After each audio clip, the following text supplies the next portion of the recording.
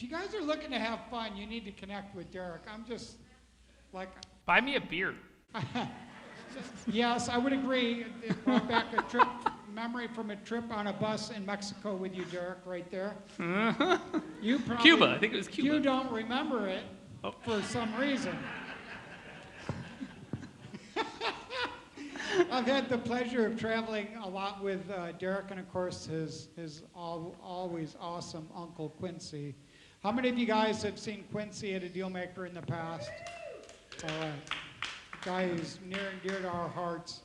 And so I'm going to go ahead and let you turn it over while I'm pulling up your slides, okay? Can you wing it? Yep. Yeah, that's fine. You got some energy? Yeah. Last Double. session. All right. Last session. Hey, guys, who here knows Quincy and has worked with Quincy? All right, so real quick, we're going to send him a quick video. I just want everyone to say, hi, Quincy. Ready? 1, 2, 3. Bam, that was perfect. All right, he's going to get that here in just a minute. So, guys, just for the sake of time, I know we're all hungry. It's the end of the day, so Jim saved me for last because I get to talk about taxes. Womp womp. So while I'm going through this, make sure it's an open conversation. Ask me questions. Make it, just make it interactive. Let me know how I can help. Quick disclaimer is I'm only here for your guys' educational purposes. I can't give you any legal advice, investment advice, nothing like that. I'm sure you've heard that from every single speaker here today. So really, once again I'm going through this, I represent Quest Trust Company. Who in here is my client? Just raise your hand. The whole room. I love it. If you're not my client yet, you will be. So pretty much everything I talk about today is related to self-directed IRAs, QRP plans, solo 401ks, anything like that, all right? It is strictly about your retirement account. Now understand though, even though I represent Quest, everything I'm going to be going over is really beep, beep, beep, applies to every single self-directed IRA custodian, okay? So what I kind of wanted to do is just make sure people understand this is not a basic level presentation. I'm going to be going over some basic level information, but I'm going to go about 100 miles an hour, then I will slow it down because I really want to talk about things like checkbook control, things about new legislative changes, and, ooh, look at that, nice and bright. Bam. All right, whoop, whoop, bam. So we're going to go really quick through this first aspect, and then we're going to keep diving right into stuff. So first thing, the IRS, believe it or not, they put all of us into 2 categories. Anyone want to guess what the 2 categories are? Humans and companies, that's a good guess, but really it's taxable. There it is, and non-taxable. All of us fall into 2 categories, right? And most of us will have one of these 2 entities, a taxable entity. These are what everyone's usually familiar with, right? A taxable entity is you. You make money, you make profit, you have to do what? Pay your taxes. If you set up a company, an LLC, a trust, a C Corp, an S Corp, it does not matter. Any one of those entities we see up here will be a taxable entity because you, a taxable person, established it. But we have non-taxable entities, nonprofit organizations, charities, sometimes hospitals, churches. But today we're focusing on really self-directed IRAs, solo 401ks, and QRP plans. Believe it or not, everything I just mentioned files the same type of tax return. Did you guys know your IRA files the same type of tax return that your charity would or a church would? It's interesting. So it's interesting that we can use one of these type of entities to actually go out and do some sort of real estate style investing. Right? So what is a self-directed IRA? Anyone know? Anyone that's not my client? Anyone know what a self-directed IRA is? Ma'am? You manage it yourself. That's a good guess. But did you know you're wrong? They're made up, guys. There is no such thing as a self-directed IRA. No matter how often I tell people this, they don't believe me. The IRS does not recognize that term, self-directed. It is 100% a marketing term. Anytime you hear self-directed, all it means is what the custodian lets you invest in. If you go to Fidelity, Fidelity has a self-directed IRA. They let you self-directed in stocks, bonds, CDs, mutual funds, annuities. Right? You get to choose your own stock. But if you come to Quest, we have a self-directed IRA. We let you choose real estate, right? Notes, rental properties, fix and flips, syndications, I don't care. Soon to be cryptocurrency for those of you guys who like that, right? Which one's better or worse? Mostly, probably everyone in this room will say real estate, but really, it's up to you. People sometimes think that stocks are better than real estate or real estate's better than stocks or something like that. No, it's because it's what you want to do. So if you're going to set up a self-directed account, make sure you go with a custodian that lets you invest into what you want to invest in. But notice the term is fake, all right? Now, knowing that, what type of plans are typically self-directed? We got traditional and Roth IRA. These are the two most popular. This is because everyone in here probably has a traditional IRA and don't realize it. Your 401k, your pension plan, your 403b, your TSP, something like that will turn into a traditional IRA eventually. Then we have the sexy accounts like the Roth, the one that grows tax-free. Everyone knows about the Roth, right? That's what they really look forward to. You have employer plans, SEP, simple, solo 401ks, and specialty plans like health savings accounts and education accounts for the kids. Look at that. There's a chair right in the way. All right. So, knowing this, these entities, these IRAs, these 401ks are truly tax exempt. Remember, they're non-taxable entities. If you do a fix and flip personally and you make 10 grand, do you really get to keep 10 grand? No. I liked your face. Right? The IRS comes in and they tax you on that money. But did you know that same fix and flip you could have done in an IRA and avoided all the taxation? But if the IRS is going to let you avoid taxation on those investments, they're going to put some big restrictions in there. People restrictions, transaction restrictions, and investment restrictions. Now, the only one we really care about for this specific room is going to be the people restrictions because they're going to affect everything else, right? And there's certain people the IRS says is disqualified from doing business with your IRA. Anyone want to guess who the very first person is? You're absolutely right. You guys are my clients. I love it. This is easy. All right? Your IRA can't buy yourself a house and have you go live in it. That's a homestead. That's not an investment. Your IRA can't lend you money to go buy something. Right? If you could lend yourself money from your IRA, would you give yourself a pretty good interest rate? All right? So notice, can't do that. But it's not just you. It's this unique little list. Let me know when you guys have it memorized. I do. It's my job. Right? This list actually isn't that bad. We really break it down to make it really simple. It comes down to you, your spouse, parents, kids, their spouses, and their companies. What did I just say? You, spouse, parents, kids, and their companies. Right? You can go ahead and read through the fine print. It doesn't matter, guys. It really doesn't. You, spouse, parents, kids, their companies. I can't take my IRA and lend money to my kids. I'm going to set up an LLC or a land trust. That doesn't matter. The IRS is not that dumb. All right? That's just an extension of you. All right, guys? So we can't use our IRA and then lend money to our kids' business. Use that money and buy my parents a house so that way they quit annoying me. Doesn't work that way. All right? Now, if you do one of these, whether you buy, sell, trade, loan, extended service, directly or indirectly. Indirectly is where everyone gets in trouble because they think they're being sneaky, right? Anyone know what the penalty is? 10%. Pfft, you wish 10%. I like who said it. Someone said distributed. Yeah. You pretty much lose your entire retirement account. Most of us have been working for 10, 15, 20, 30 years, and this is money that you've been shoveling away. And because you're trying to do something shady, you're trying to either hold some sort of specialized checkbook where you can hide everything away from a custodian, you could potentially lose your entire retirement account. Think about that. That's tough. It really, really is. So, now that I've scared the pants off you, let's figure out what I can invest in, and then let's come up with those solutions to go ahead, how we can go ahead and solve some of those problems. Right? Really, I always say you can invest in anything you can take title to. I just put some examples up here: single-family homes, condominiums, options, tax liens, trusts, JVs. It doesn't matter, guys. Anything you can actually take title to. Now let's talk about the real issues. Then I pray to God that coffee doesn't spill on that. I'd feel so bad, but it's not mine, so.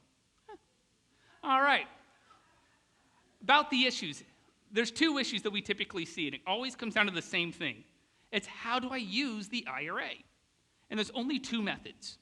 First one, direct ownership through the IRA, and the second one is the one that everyone wants to know about and everyone wants, right? Ownership through an additional entity, aka check, checkbook control, which is the whole purpose of today's conversation. Everything I just talked about, guys, I'm sorry I was going really fast, but I'm going to slow it down now. If you want me to dive into that aspect, come see me at the table or set up a consultation with me. We can do it privately, all right? Today is not about basic presentations. So let's talk about direct ownership through an IRA. First thing that has to happen, you have to set up an account. I'm biased. I think Quest is the best, so I'd say set up an account with them. I charge you $100. Pretty simple. Now, once you set up a self-directed IRA, what's going on behind the scenes? Well, your IRA actually becomes its very own entity. Your IRA will have its own name, its own address. It can have its own tax ID number. This means if I found a property, right, and let's say, hey, I want to go buy this house. I, as the investor, might go through all the same motions. I found the house. I make an offer. I work with my agent, the title company, the bank if it's debt leveraged, right? But when I read the buyer's name on the contract, it's no longer my name. Whose name is it? IRA. God, you guys are awesome. Thank you for paying attention, right? So the IRA will literally send money in exchange for the title of the asset. You guys are already doing this. If I change the term IRA to LLC, right? You set up an LLC. It's not your name on the contract. It's the LLC's name, right? You might be going through the motions, but on paper, who's buying the asset is that entity. So please note that when you set up a self-directed IRA, your IRA really is its own entity. But this means when you sell that house, who gets the profit? The IRA. Look at that. Genius. So profit back to the IRA. Now, anyone in here have a 401k? So I'm going to pick on you. God, it sucks. I just keep looking this way. What's your 401k invested in? I like that. At least he was honest. He's like, stocks? What type of stocks? I like to call that the ping one, right? We never know what it's invested in. But when those stocks go up in value, do you pay any taxes? When they go down in value, do you get to take a tax deduction? Nope. Same concept. This is why this is a tax-exempt entity. When your IRA sells that property and you make a bunch of profit, do you pay any taxes? No. You guys just realize what just happened is I could be doing deals on a daily basis using a retirement account and avoiding the taxation on all of the profit. That is huge. But let's look at what's going on behind the scenes. Once again, I like to say this type of transaction, Quest, we get to stay involved. Because we stay involved, this is a very clean way to do a transaction. Do you know why it's clean? Because Quest is the one reviewing the documentation with you. We actually put our name out there. We're the ones signing off, saying, yep, this transaction is approved for your IRA, along with your signature saying you approve it for your IRA. Guess what that means? I get to charge you a fee. Every time you buy a house, every time you do a loan, any time you do a syndication, I get to charge you $125. Every single time. Now, if you are out there and you're like, Derek, that fee, I don't want to pay that fee. This custodian's cheaper. I'm going to tell you, well, you know what? That deal probably doesn't make sense. Because if $125 is making or breaking your investment decision and you're shopping around because the other guy has it for $5 cheaper, good luck. Don't forget, you got to do some paperwork for me. F&Vs, paperwork expenses, right? You always got to do this. Who in here is annoyed with those F&Vs? Oh, man. Who knows why you have to do the F&Vs? Very well, yeah, it's definitely for our compliance, but for your safety as well.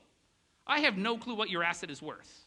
And F&V pretty much tells the IRS, hey, my retirement account is worth blank. Right? When you own an Apple stock, the IRS can say, oh, that Apple stock is worth this. They can't do that when it's a property. They can't do that when it's a note. You got to tell me what it is. And if you don't want to do it, I'll charge you $50 and do it myself. I really will. But save the $50 and just say, hey, it's worth blank. That's all you got to do. Right?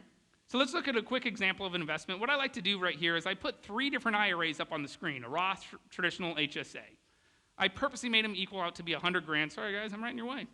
Boom. So choose something. What do you want to do? A note? A property? An LLC?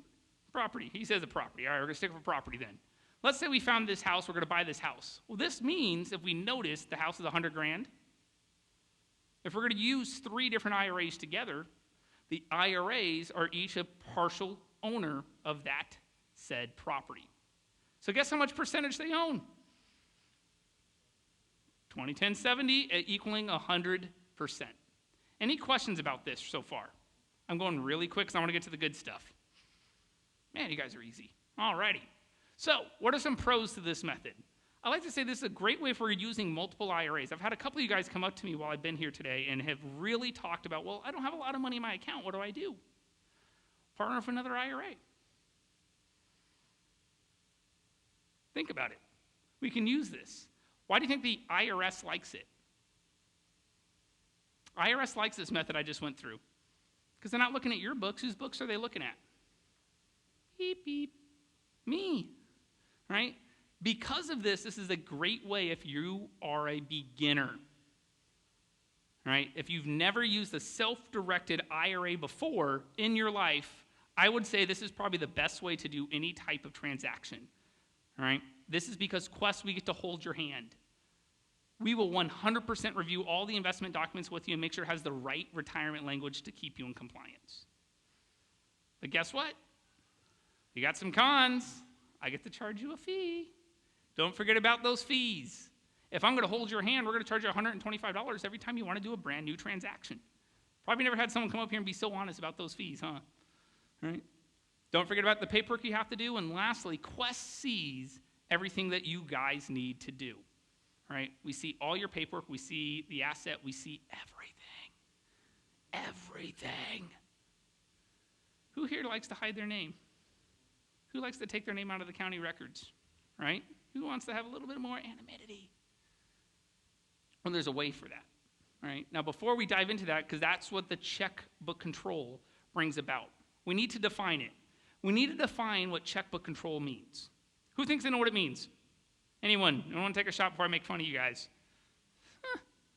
So the first thing we want to do is, it's a checkbook control means when the retirement account has a bank account not tied to the custodian. In this example so far today, I'm Quest. Quest is the custodian. So right now, if you're using the first method, Quest would be your bank. Well, if you want checkbook control, right, the IRA has to have a separate bank account that's not tied to Quest, right? However, the common misconception is checkbook control is something that's a legal term. It's not. Just like self-directed IRAs, the IRS does not recognize the term checkbook control. Now, the problem with this is this means that anyone out here can write an article about it and completely misunderstand it. And what's really kind of started to happen is there's so many things going out there about checkbook control that's really for someone else's benefit that's not yours. Someone's trying to sell you guys on something. So let's look to see what checkbook control looks like and then talk about some of the rules and regulations with the IRS. I'm going to go with the same example. We're going to set up 3 different IRAs. If you guys remember, we wanted to buy a property, right? Whew. That warranty deed shows 3 different IRA owners, and that could be kind of a pain in the butt to split, to have the renter cut 3 different checks. Would you guys agree? So what's the other option? In the middle, let's set up an entity. Some of you guys like trust. Some of you guys like LLCs. I know Jim likes a trust. So I always say, well, what would happen here is these 3 IRAs, instead of buying the property directly, they are going to be a partial owner of that said entity. This LLC, this trust, whatever you want. What's nice is this LLC can now go down to the bank and set up a bank account, right? Now, is this actually what you guys want to buy? No, you don't want to buy an LLC. You want to buy a property. You want to do a loan. You want to invest into a syndication, right? Well, if this is their percentage of ownership and this LLC is a physical entity now, we need to have someone manage it, don't we? Who can manage it? Not you, not your spouse, not your parents, not your kids. We got to have someone that the IRS says is a non-disqualified person, be either labeled as your manager or trustee, depending on the type of entity. Now, who in here has one of those where they're the manager? Ken. You knew this was coming. We were talking out in the hallway. So he's labeled. Why are you labeled as the manager of the IRA-owned entity? So he can write the checks. But really, I appreciate that's the reason why, but you're labeled as the manager probably because your custodian allowed for it, correct? It's not Quest.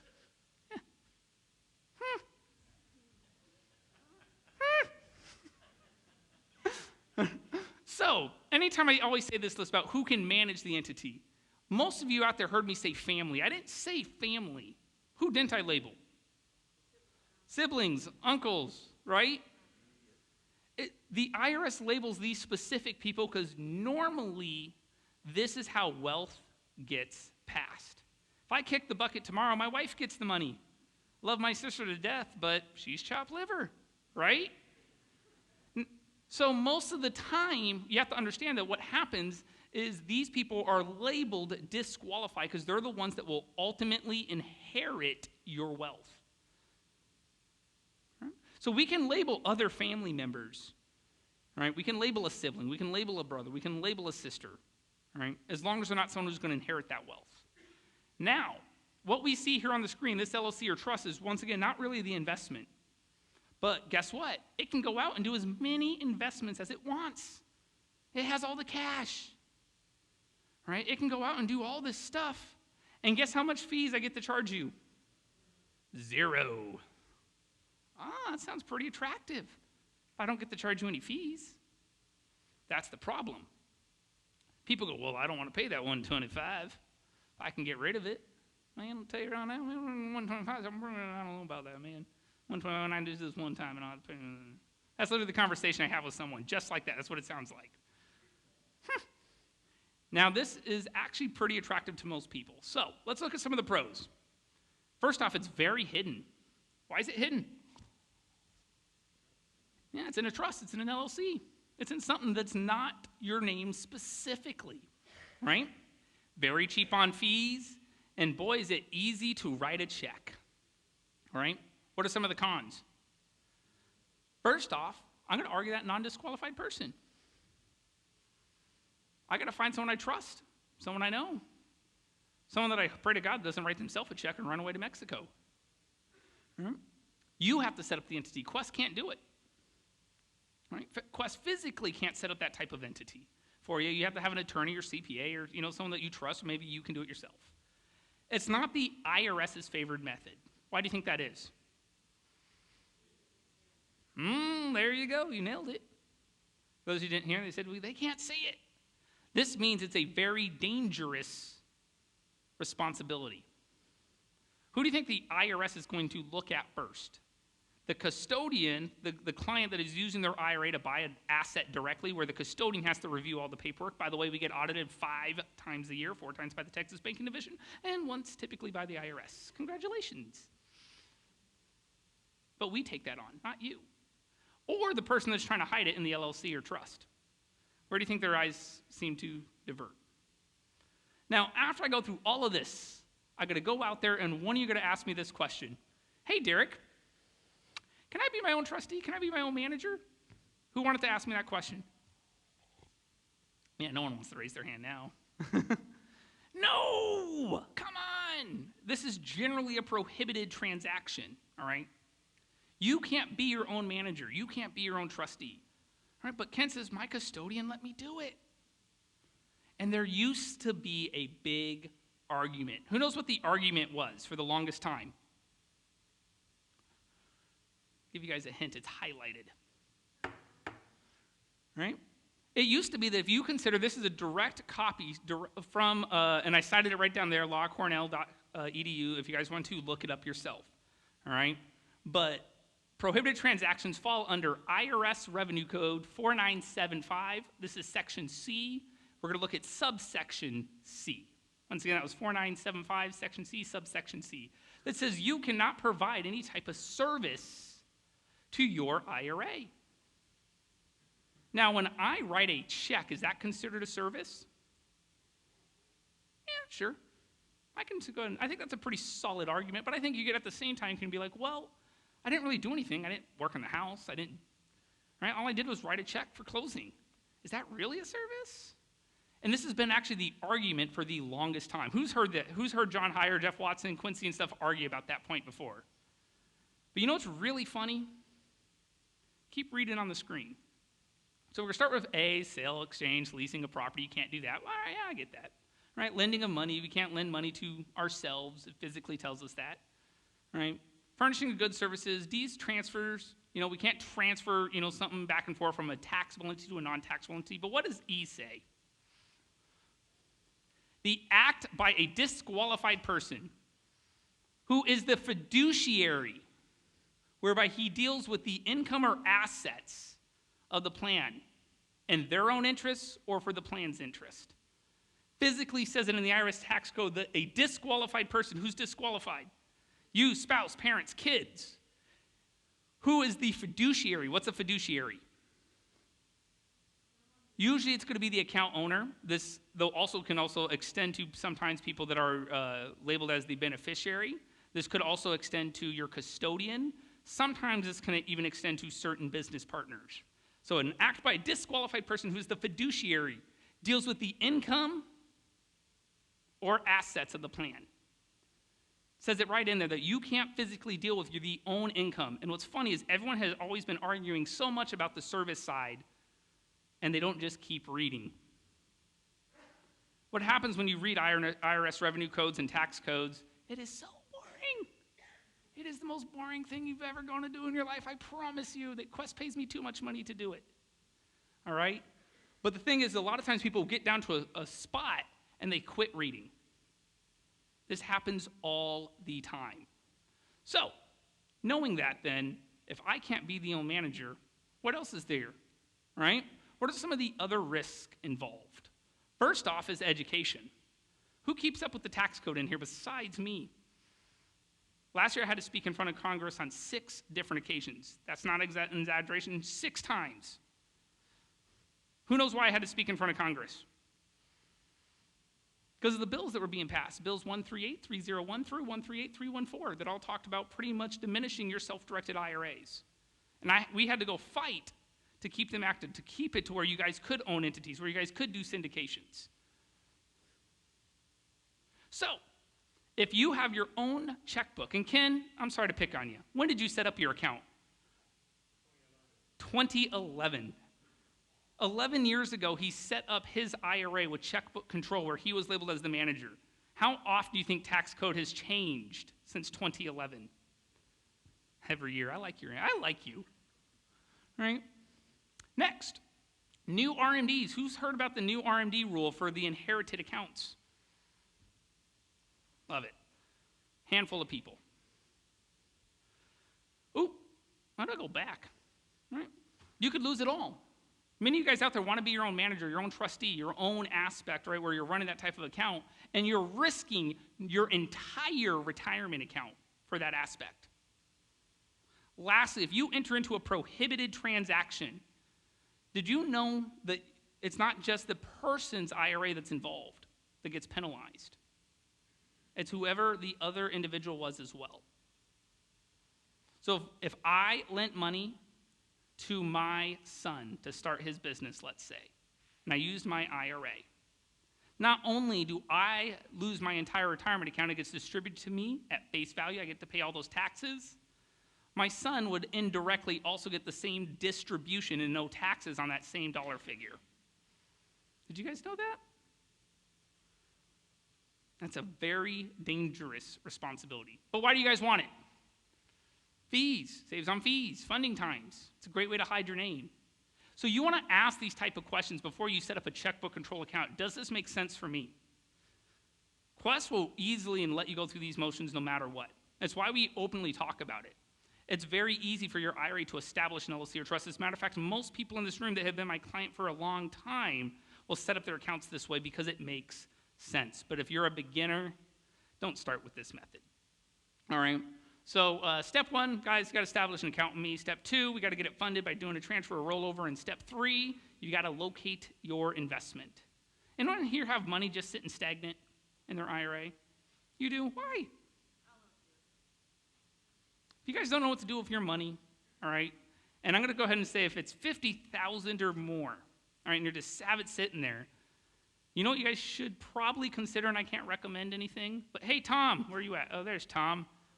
Tom Barry, yeah, sorry, hi, Tom Olson. Sorry, I meant Tom Barry. Tom, raise your hand so everyone can see who you are if they haven't met you already. You may want to talk to him about what to do with your stagnant money. Just throwing that out there.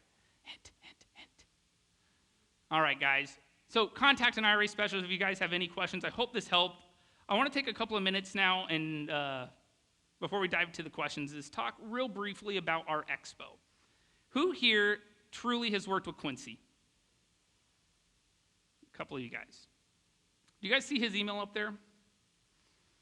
So Quincy Long actually was really the co-founder of Quest.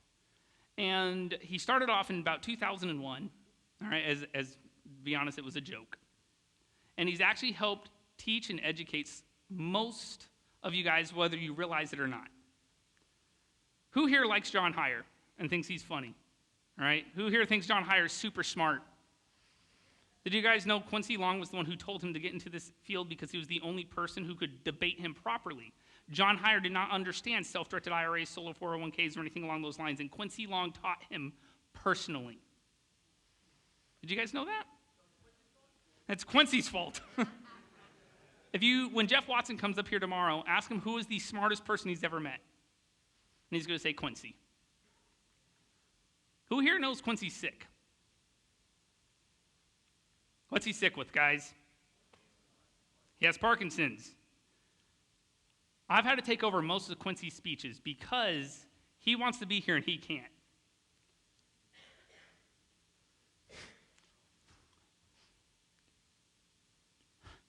I'm crying. Everyone take his email down real fast, please. And send him an email right now.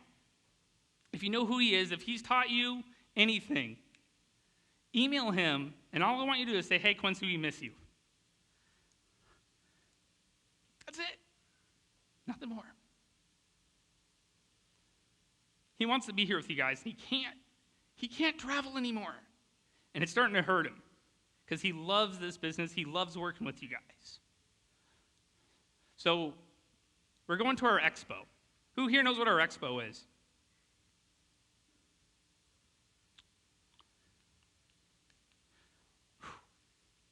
Jim, come up here. I'm not holding it together. That sucks. So with the Expo, what we're going to do is we're going to actually do something really, really special for Quincy. And he doesn't know this yet.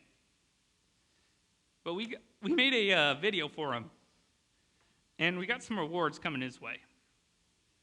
And so what we want to do is really have as many people there as possible. So, because this could be the last Expo that he gets to speak at. Damn. I thought I could do this without crying. So really what I want to do is, if you guys would like to attend the Expo, I had to talk to my marketing team, and I was actually joking with Jim earlier. See, now you're crying, because you know. We have early bird tickets. You know, if you guys want to get a ticket, they're $170. I was able to get you 30% off as long as you guys purchase them while we're here, you know. But you'd have to come out to Texas. And I would really appreciate if you guys even know who Quincy is, if you could attend. All right? I'm only here for today and tomorrow, but it would mean so much to us and so much to Quincy just to see all you guys there. I'm done, Jen. I had so much more to say, but I think I'm balling.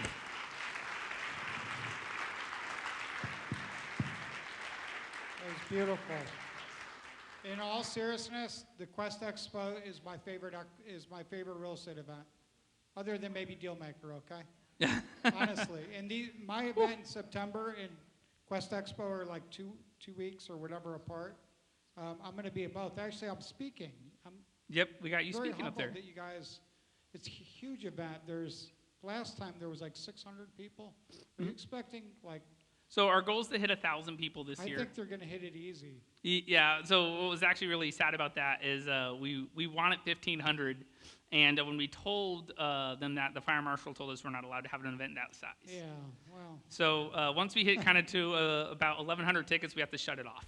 So if you move it to Orlando, you can have 3,000. So there you go. At least that's what Chandler George told me. Where is Chandler? Where'd he go? Okay, Chandler told me, he said, if you keep running out of room for Deal Maker, move it to Orlando, and you'll fit 3,000 people. I said, I mean, that's There you thinking go. big, but that is way too much work for me. But no, Derreck, thank you so much. Yeah, hey guys, if you really, I would appreciate if you guys could just show up for Quincy. We have so many good things going up for him. It's, that's really it, so. I got one more thing. And then, can you guys give a big round of applause for Derreck? Yeah, if you have any questions for me about anything else, let me know. All right, guys? Woo.